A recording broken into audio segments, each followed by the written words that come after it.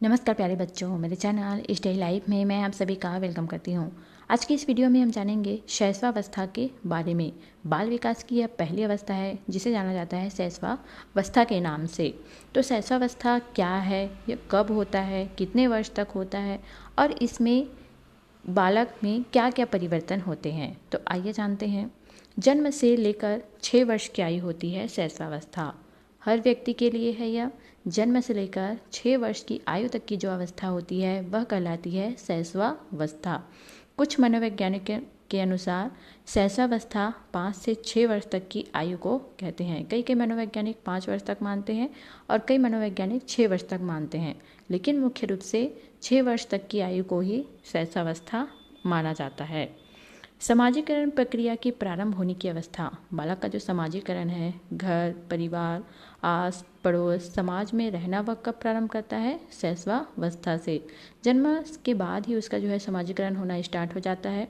तो समाजीकरण प्रक्रिया के प्रारंभ होने की अवस्था कौन सी है? शैशवावस्था। थार्नडाइक के विचार हैं। थार्नडाइक ने कहा है शैशवावस्था के बारे में कि 3 से 6 वर्ष तक बच्चा अर्ध स्वप्नों में रहता है। यह एग्जाम में पूछा जा सकता है कि 3 से 6 वर्ष तक बच्चा अर्ध स्वप्नों में रहता है। यह कथन किसका है? यह विचार किसका है?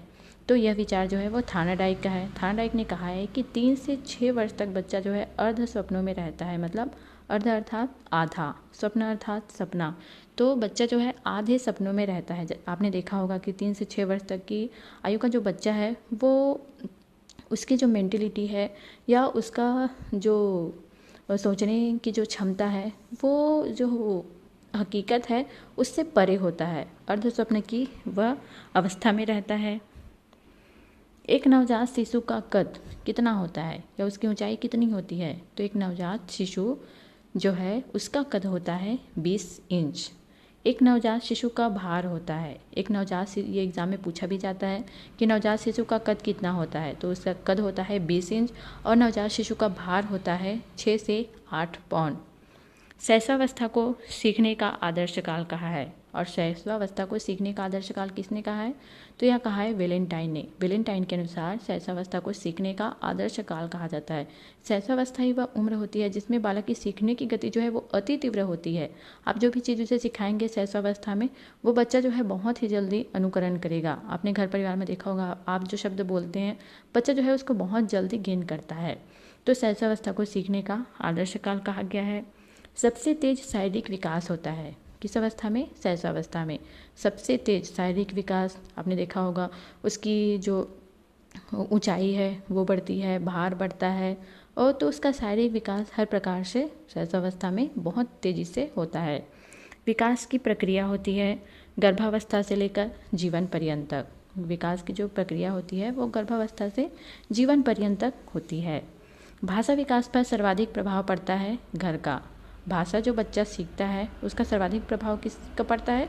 घर का। घर पे जो जैसे मम्मी पापा, दादा दादी, बुआ, चाचा जो भी हैं, जो शब्द वो बोल रहे हैं उन सबको बच्चा गेन करता है और वही भाषा वो सीखता है। शिशु की औपचारिक संस्था है। शिशु की औपचारिक संस्था है विद्यालय, और शिशु की अनौपचारिक संस्था है घर। तो इन दोनों को आपको याद रखना है। शैशवावस्था में वृद्धि जो है वो बहुत ही तीव्र गति से होती है।